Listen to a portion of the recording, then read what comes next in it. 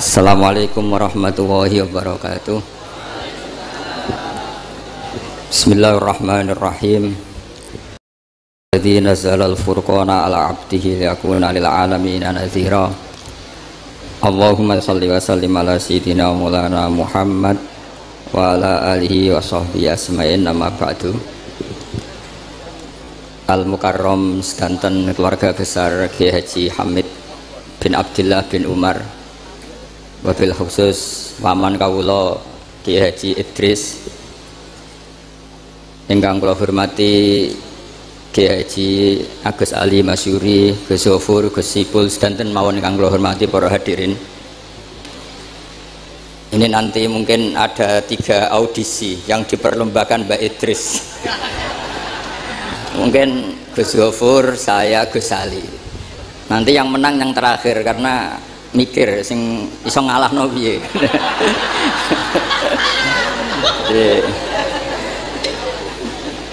Yang kasihan Gus Zofur karena pertama, jadi saya bisa gasap ilmunya nanti. Begini, kecil saya itu sering sowan Pak Hamid karena memang sepupu mbah saya. Dalam catatan nasab, mbah saya kandung namanya Fatimah binti Kholik bin Umar, tapi sepuh-sepuh namanya tidak Kholik tapi Idris. Kayak Mbah Hamid ini nama kecilnya itu Abdul Mukti, jadi di keluarga saya biasa ganti nama. Dulu kecil saya orang manggil Udin, jadi kok bakul bakso.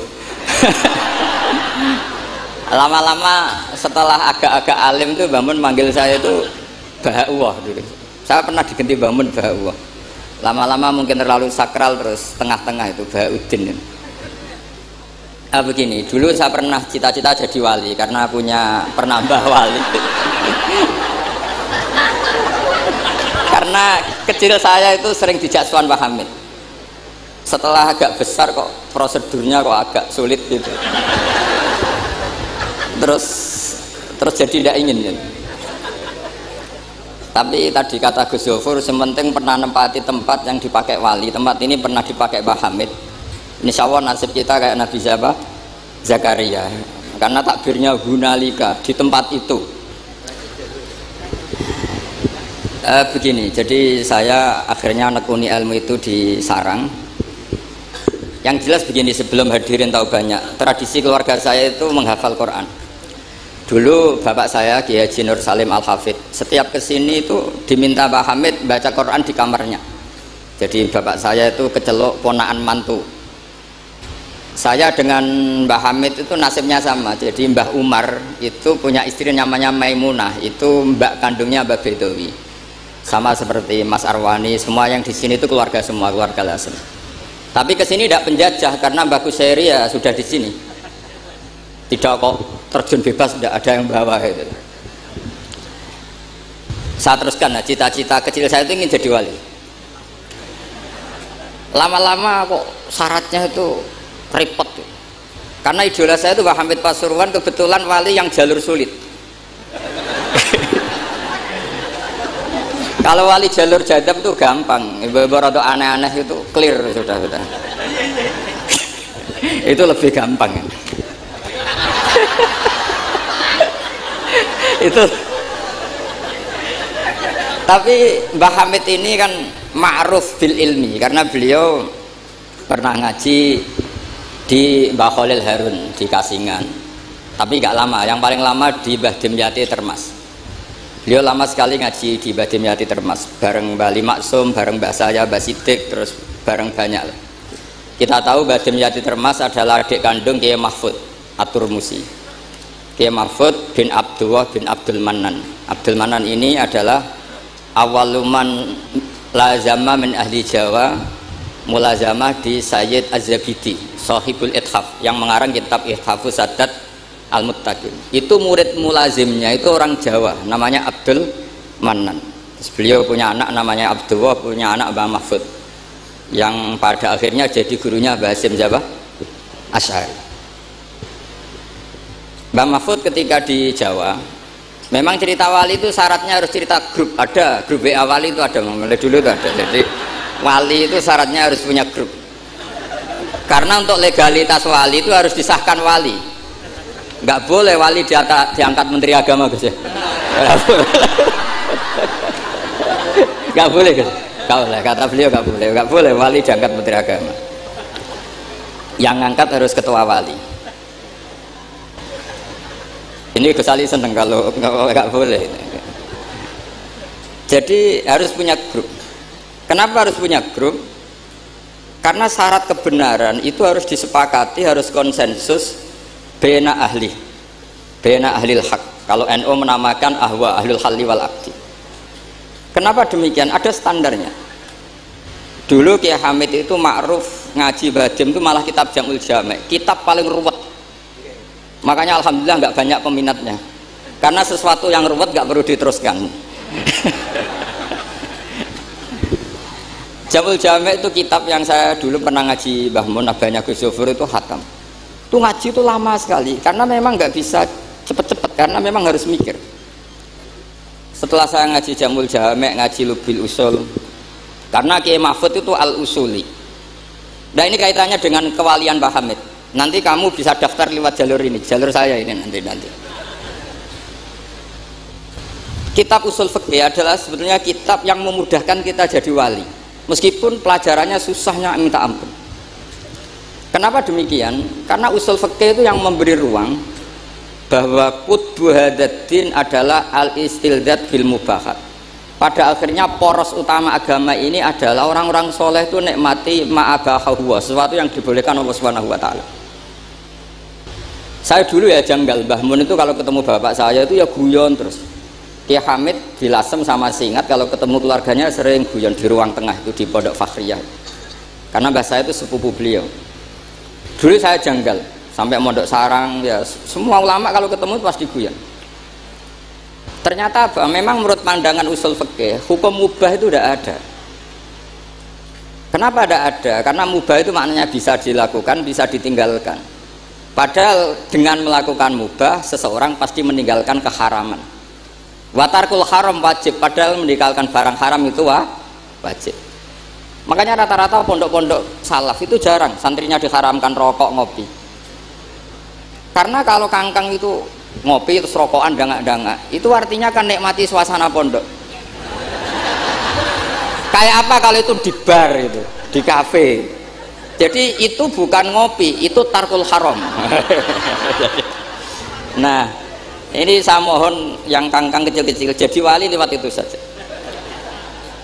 Jika tidur itu ya wajib, karena dengan tidur kamu tidak bisa maling, tidak bisa dugem, tidak bisa ke kafe, tidak bisa di perapatan lihat wanita-wanita cantik. Jadi wan naumu ibaratun antar kilmaasi.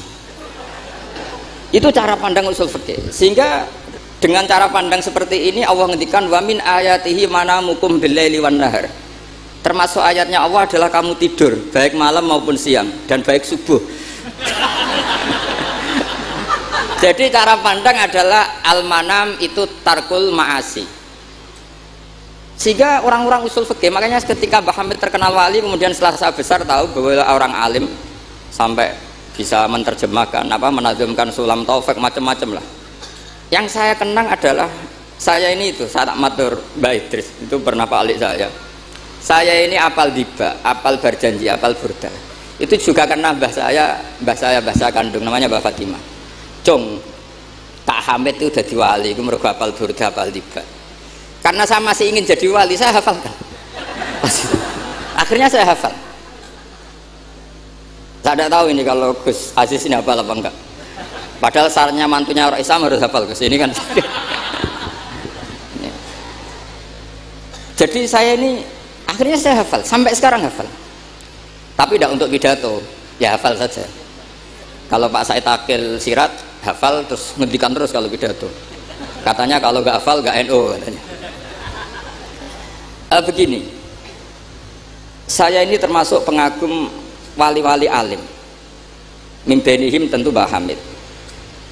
Pertama Mbah Mun terkenal wali itu juga diantaranya yang memaklumatkan itu Mbah Hamid. Ini ini ada Mas Arwani.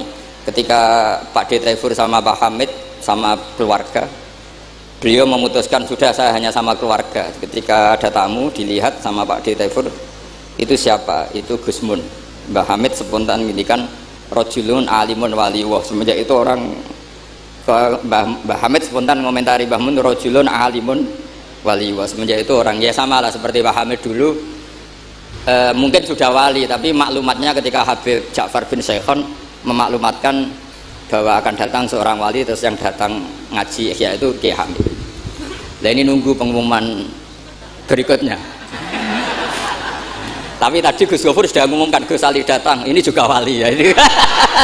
Jadi, anggap saja ini penobatan. Cuma yang agak masalah ini kan Gus Gofur itu pernah putus sama Gus Ali. Mbah Mun saja manggil Gus Ali le. Jadi ini kalau betul penobatan minal adna ilal a'la ini agak. Jadi ini tauliyatul adna lil a'la. Jadi ini agak masalah. Maka belum begitu sah ini nanti. Atau kalau sah ya tanpa penobatan itu memang sudah wali itu. Jadi ini begini, saya minta supaya pendaftaran wali itu lewat jalur ilmu saja. Saya punya sekian cara untuk Anda menjadi wali dekat Allah. Maksudnya wali itu dekat Allah. Tentu tidak akan sekali berbahamid, sudah itu tidak sopan. Ingin sekali berbahamid itu tidak sopan. Jadi wali yang biasa-biasa saja. Saya itu punya tradisi kalau ngaji itu tak takriri, termasuk ikhya. Itu juga karena saya dengar kabar setelah Pak Hamid ditermas, kitab yang beliau ji dengan Habib Ja'far bin Syekhon itu ikhya. Tentu ngajinya Pak Hamid jangan bayangkan kayak kangkang dia ini maknani terus nulis itu buatan. Ini sudah muqabalah apa? Sudah perbandingan, bukan ngaji istifadah enggak. Begini, yang memudahkan kita jadi wali adalah logika kita atau pikiran kita atau mindset kita itu ngikuti apa yang pernah digariskan Rasulullah SAW. Dan Anda jika melakukan itu pasti wali. Kenapa demikian? Karena begini teks hadisnya. Suatu saat Nabi itu kelihatan senang sekali, terus beliau ngendikan, ini ada di Musnad Ahmad. Absyiru ma'asyiral muslimin, innallaha ta'ala qad fatahalakum baban minas sama. Yaqulu absyiru ma'asyiral muslimin. Wahai orang-orang Islam, kamu harus senang. Karena innallaha ta'ala yubahi bikum al malaika. Allah membanggakan kalian kepada para malaikat. Kira-kira orang dibanggakan Allah itu wali apa enggak? Wali. Yaitu bahwa hadhil ummah, kata Allah, umat ini, umatnya Rasulullah SAW itu berstatus addu faridotan wantadzoru ukhra. Umatnya Nabi adalah umat yang sudah melakukan subuh terus nunggu datangnya duhur, setelah duhur dilakukan nunggu datangnya asar begitu. Maka ketika Rasulullah SAW memuji hadil ummah, ini jalur wali lewat ilmu, itu umat ini distatuskan oleh Rasulullah itu apa? Fal mu'min baina hasanaten. Orang mukmin itu selalu diantara dua kebaikan, hasanatin qad qadaha wa hasanatin yantaziruha. Selalu dalam kebaikan yang sudah dilakukan, kayak tadi kita sholat subuh, kemudian kita menunggu sholat zuhur, sehingga setiap saat kita mati status kita adalah penunggu kebaikan. Jadi ini penting saya utarakan supaya orang mukmin selalu melakukan kebaikan dan menunggu akan melakukan kebaikan lagi, sehingga safarnya begitu terus, perjalanannya begitu terus, dan itu bisa menjadi niat. Kemudian sebagian ulama ini dibabkan di bab niat. Kenapa orang di surga selamanya padahal amalnya berdurasi, amalnya terbatas? Misalnya kita masuk surga, amal kita paling banter kan 60 tahun, 80 tahun. Kenapa kita di surga abadal abad? Itu oleh ulama seperti Imam Suyuti dibabkan bab niat. Karena kita punya niat, punya komitmen. Lau isna abadal abad, la amanna ya abadal abad. Lau syi'na abadal abad, ya la sholaina abadal abad. Karena kita punya niat, andai kan kita hidup selamanya, kita akan iman selamanya. Andai kan kita hidup selamanya, kita akan sholat selamanya. Nah, kenapa orang kafir mu'adzab abadal abad padahal dia kafirnya juga terbatas? Karena di hati mereka kalau hidup terus ya akan begitu terus. Sehingga disebut itu dibabkan di bab apa nih? Niat.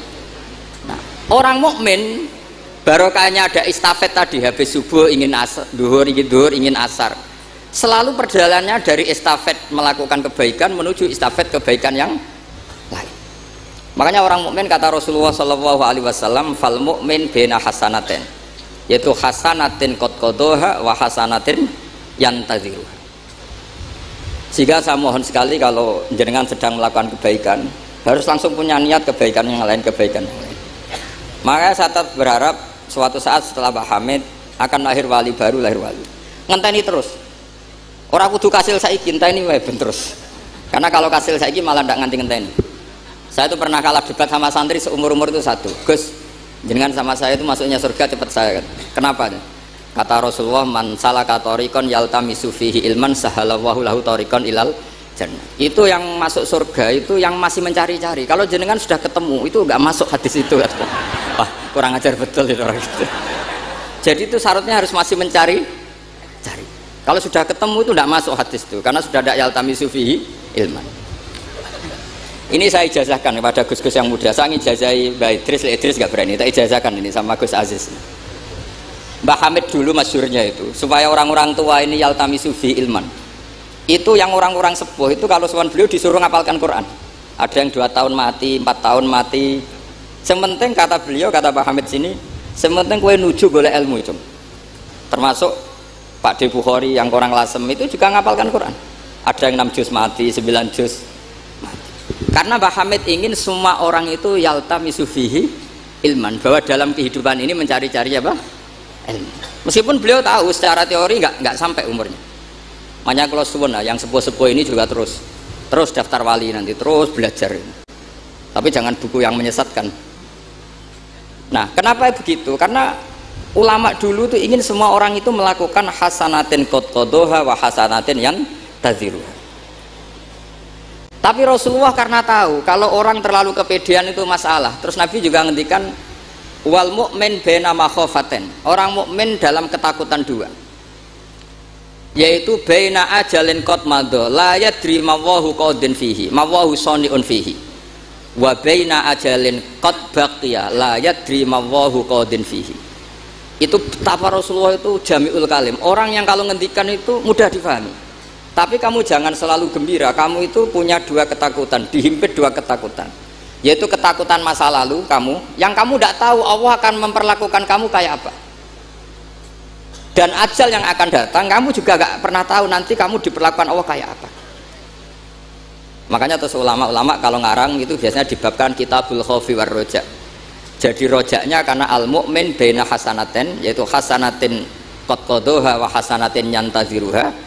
Tapi juga al mu'min baina makhafatin baina ajalin qad madha la yadri ma wallahu saniun fihi wa baina ajalin qad baqiya la yadri ma wallahu qadin fihi. Sehingga orang Islam semuanya stabil, ada khauf, ada raja. Dan itu lagi-lagi di kitab Ihya, kitab yang dimulazamai Mbah Mun, dimulazamai Mbah Hamid. Saya sampai sekarang masih terus belajar Ihya. Nak iso yang ngerpek. Saya sampai sekarang masih ngerpek kitab Ithafid. Karena saya punya Ihya itu 4 kalau nggak 5, cetakan Toha Putra, DKI, Darul Hadis Al-Qahirah. Saya biasanya kalau kitab induk punya sampai 4 sampai 5. Nggak tahu kalau ibu induk nggak tahu itu punya, nggak tahu saya. Pokoknya kalau kitab induk itu saya punya sampai 4. Karena sering salah cetak. Kenapa dulu sering salah cetak begini? Kalau seorang ulama ngarang ditungguin muridnya. Imam Buaiti nulis, Imam Buzani nulis, Imam Robi nulis. Mungkin karena Imam Syafi'i ngendikan misalnya yas tasfid, mungkin yang satu nulis pakai sin, yang satu nulis pakai sod. Sehingga kitab sekecil takrib itu ada wafinus khotin gak ada. Nah, karena kalau sekarang kan enggak di komputer, kalau masternya sama ya sama. Terus kalau dulu enggak, wafi ba'din nusah gak ada, wafinus khotin gak ada, karena muridnya beda. Problemnya ya nanti kalau muridnya pas geloyor ya enggak karu-karuan. Makanya ada sanad, salah petik itu jadi mati. Ada santri yang nggak pati ngalim, kitabnya dia itu Hayyatun Sauda Dawaun min Kulida. Jadi kelebihan titik. Akhirnya dia cari ular hitam, Hayyah itu mana nih ular, Sauda itu hitam, Dawaun min Kulida, penyembuh dari segala penyakit. Karena kitabnya pakai titik 2, dia cari ular hitam. Kebetulan itu kobra. Ya dipatok mati. Ya sembuh betul, tidak sakit lagi. Ya, ya dia kitabnya dia itu Hayyatun Sauda. Padahal yang benar itu Habbatun Sauda. Jadi kalau salah titik itu resikonya seperti itu. Jadi Habbatun Sauda, kitabnya dia Hayyatun Sauda. Nah berikutnya ini mungkin yang terakhir, ini trik jadi wali. Yang mintorikil ilm, seorang lagi mintorikil ilm. Banyak kitab menjelaskan bahwa Abu Yazid Al-Bustami itu tanya, ya Allah, orang sehebat saya itu siapa? Karena beliau itu ahli ibadah. Sama Allah dijawab oleh Hatif ya tentu. Kamu tidak usah tanya caranya Allah jawab gimana. Tidak wali itu tetap nggak bisa tuh. Jadi wali dulu nanti tahu sendiri. Ditunjukin teman yang pikirnya itu loh, teman kamu yang tidur. Kenapa ya Allah? Ini orang sama saya husnudzon, tahu bahwa saya ini baik sekali, makanya ditinggal tidur. Kalau kamu ibadah terus, jadi ada gimananya gitu sama saya. Jadi, kamu jadi wali yang jalur itu aja, yang apa? Ya husnudzon itu. Sampai di Ihya itu ada makalah begini. Suatu saat zaman kalau sudah rusak, itu hatta yakuna ahsana a'malihim an-naum. Sehingga amal terbaik mereka itu tidur. Kenapa demikian? Saya pernah belajar juga sama bapak. Kalau bapak guyon tuh gini. Kan di Hikam itu ada makalah gini. Manusia itu siapa? Kata Hikam, man kanat mahasinuhu masawiyah. Manusia itu orang yang kalau baik saja buruk, apalagi pas buruk. Jadi manusia itu man kanat mahasinuhu masawiyah, fa kaifa la takunu masawihi masawiyah. Manusia itu orang pas baik saja buruk, apalagi pas buruk. Terus tak tanya bapak, kalau niku Pak imam masjid sing istiqomah, ya apa istiqomah? Tapi ada kemungkinan yang rai kelas nak dimami wong liya sama sih itu. Imam masjid ning desa-desa itu istiqomah, kadang niatnya ben gak kena wong liya, sehingga banyak sehingga banyak alumni yang ngantri itu gak jadi imam karena sampai watuk sampai pelo rafasnya tetap mau digenti dalile sanggang istiqomah.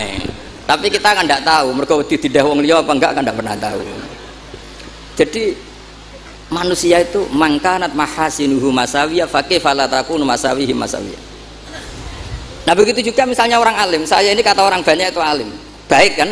Tapi akhirnya nggak sopan. Saya di atas Gus Sofur, di atas Gus Ali ini kan nggak sopan. Makanya tak jamin ini nggak lama-lama, karena nggak sopan itu nggak boleh lama-lama gitu. Jadi orang itu apapun baiknya itu pasti ada sisi. Itu guyonannya orang-orang alim dulu itu sampai gitu. Man kanat mahasinuhu masawiyah fa kaifa la takunu masawihi masawiyah. Manusia itu orang yang saat baik saja ada buruknya, apalagi pas buruk. Coba kamu fikir itu bagus karena ngeringankan hisab. Tapi ono tangga lara ora iso nulung, ono wong macam-macam ora iso nulung. Padahal fikir itu bagus. Allahumma ahyini miskinan wa amitni miskinan. Enggak sugih, ya apik iso nulung wong macam-macam. Tapi mesti ono sombonge ora tak tulung ra urip kono. Terus sampean takok, "Lah carane piye, Gus?" Ngaku ra gurumu kok takoki. Tapi ini mau cerita. Jadi saya tolong siapapun yang jadi wali itu pikirannya harus ngiru ulama-ulama dulu.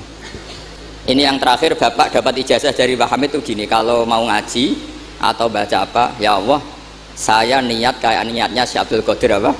Al-Jilani. Itu masyhur itu ijazah Pak Hamid. Karena kalau kita yang niat itu potensi salah, maka numpang niatnya Syekh Abdul Qadir Jilani. Setelah saya ngaji di Sarang sama Mbah Mun, ternyata pola-pola itu dipakai. Daripada minta keliru, mendingan Allahumma inni as'aluka ma as'alaka bi abduka nabiyuka Muhammad wa asta'idzu bika masta'adza min habibuka nabiyuka Muhammad. Karena sekali doa itu keliru itu masalah. Di Hikam itu ada cerita lucu itu masyhur itu, ada seorang wali tapi hamal, tukang mangkul barang di karena dia seorang wali setelah dapat makan satu piring cukup pulang dia, karena dia tidak ingin kaya. Setelah itu ibadah terus. Lama-lama matur, ya Allah saya ini seorang wali, konsentrasi saya hanya ibadah, ngapain harus kerja jadi hamal, tukang manol, mbok kasih rezeki yang tanpa saya kerja. Singkat cerita sama Allah ditakdir dicurigai maling, terus dipenjara. Tiap pagi dapat makan, sore dapat makan. Terus tanya, ya Allah kenapa jadinya gini, kan kamu minta rezeki tanpa kerja. Ya di penjara itu gitu. Nah makanya semenjak itu wali-wali itu gak berani doa karena sekali salah itu masalah. Termasuk doa minta jadi wali itu efeknya punya istri cerewet kata Gus Zafur. Karena itu satu paket katanya. Jadi wali tadi saya bikin 3 tip, Gus Zafur juga tipnya lebih keras lagi. Syaratnya harus punya istri apa tadi? Cerewet. Ya wassalamualaikum warahmatullahi wabarakatuh.